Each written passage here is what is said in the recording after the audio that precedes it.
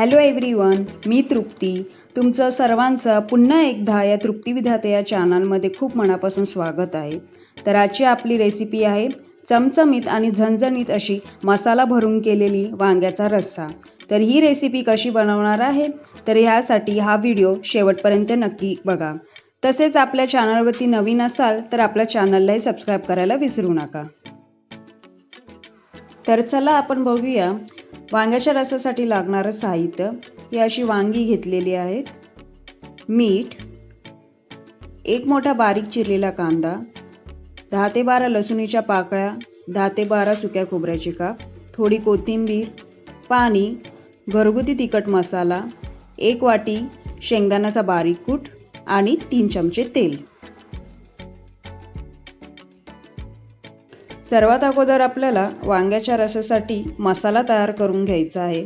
तर त्यासाठी हे लसूण, खोबरं तसेच ही कोथिंबीर याची मिक्सरला पाणी न टाकता बारीक वाटप करून घ्यायची आहे. तर आता आपण वांग्याच्या रसासाठी मसाला तयार करूया. तर एका भांड्यात मी हा मोठा चिरलेला कांदा घेते. तसेच मी 2 ते 3 चमचे हे घरगुती तिखट मसाला ॲड करते. तसेच आपण ही कोथिंबीर, लसूण आणि खोबऱ्याची ही बारीक वाटप केलेली तीही ॲड करते. आता त्यात 1 वाटी हे भाजलेल्या शेंगदाण्याचा कूट ॲड करून घेते. हे शेंगदाणे मी अगोदर भाजून घेतले होते आणि मग कूट केला होता. आता त्यात मी जरा चवीनुसार मीठ ॲड करते आणि हे मिश्रण मस्त व्यवस्थित करून घेते, असे एकजीव करून घेते. हे बघा, मी ही वांगी धुवून घेतलेली आहेत आणि एका कपड्याने सुकवून घेतली आहेत. अशा प्रकारे मी 4 कट्स मारलेले आहेत. त्याची काटेरी ही हिरवी बाजूही कट करायची आणि वरचा जो दांडा आहे तोही अर्धा कापायचा आहे. अशा प्रकारे करून घ्यायचा आहे. हे बघा, हा आपला मसाला मिक्स करून घेतलेला आहे. तर आपण हा मसाला जे आपण वांगी कट करून घेतले त्यात हा मसाला भरायचा आहे. हे बघा, आता मी तुम्हाला दाखवते वांग्यात मसाला कसा भरायचा.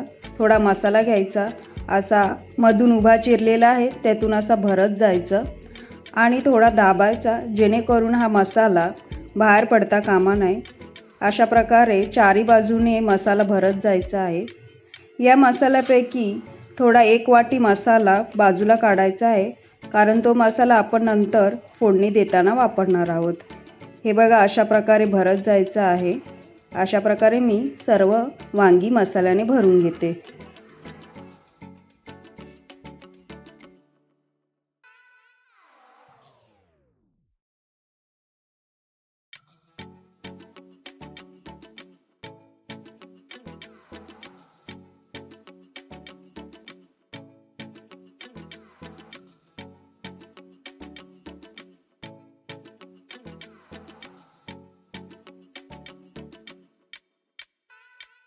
हे बघा, अशा प्रकारे मी सर्व वांगी मसाल्याने भरून घेतलेली आहेत. आता एका कढईत मी 2 ते 3 चमचे तेल घेते. गॅस स्लोच ठेवायचा आहे. तेल व्यवस्थित गरम होऊन द्यायचं आहे.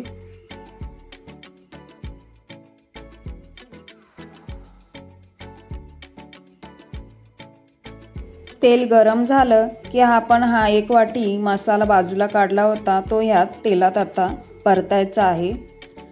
हा मसाला परतताना गॅस स्लोच ठेवायचा आहे आणि एक 30 ते 40 सेकंदासाठी तरी हा मसाला परतून घ्यायचा आहे आणि असं सारखं हलवत राहायचं आहे, कारण आपला मसाला हा खाली लागू नये म्हणून, किंवा आपला मसाला ओव्हर कुक होऊ नये, असा जळू नये म्हणून हा मसाला असा सारखा परतत राहायचा आहे. कारण हा मसाला व्यवस्थित परतला गेला पाहिजे, तेव्हाच कुठे आपल्या रस्स्यालाही एक चांगली चव येते.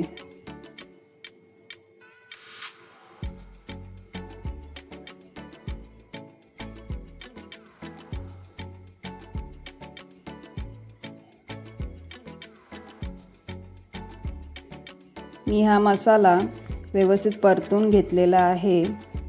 आता आपण त्यात ही भरलेली जी मसाल्याची वांगी आहेत ती आता सोडायची आहेत.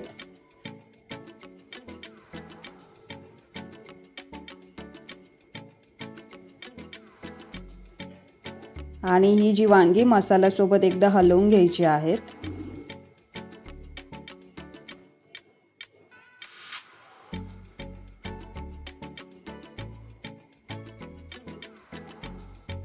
आता आपण त्यात एक ते 1.5 ग्लास तरी पाणी ॲड करणार आहोत. यात तेवढंच पाणी ॲड करायचं आहे जेवढा आपल्याला रस्सा हवा आहे. हा रस्सा जास्त घट्टही नको आणि पातळही नको. तसेच मी हे मसाल्याचं पाणीही ॲड करणार आहे.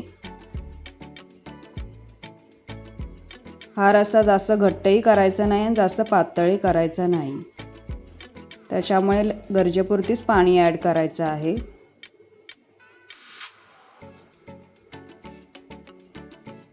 थोडं अजून पाणी ॲड करते.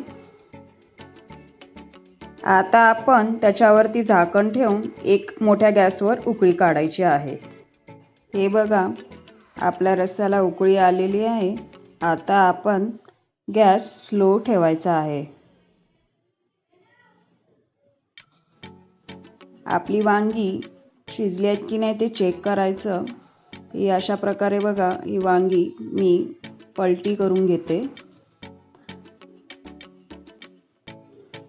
पुन्हा एकदा झाकण ठेवून एक 15 ते 20 मिनिटं तरी आपण शिजवायला ठेवायची आहे.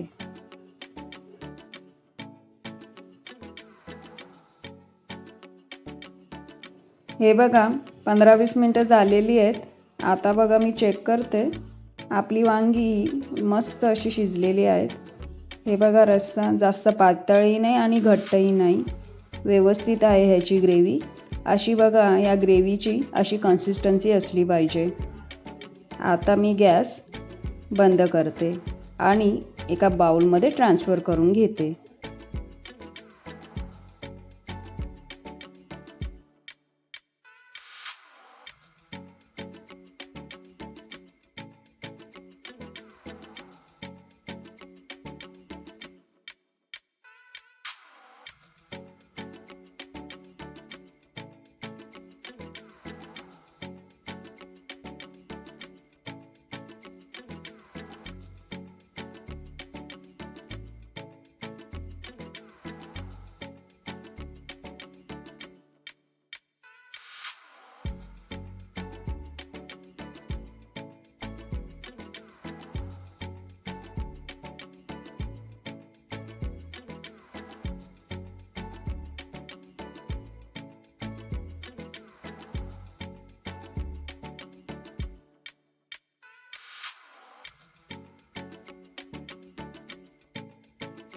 तर आजची ही आपली मस्त झणझणीत आणि चमचमीत हा मसाला भरून केलेला वांग्याचा रस्सा चपाती किंवा तुम्ही ज्वारीच्या भाकरीसोबत सर्व करू शकता.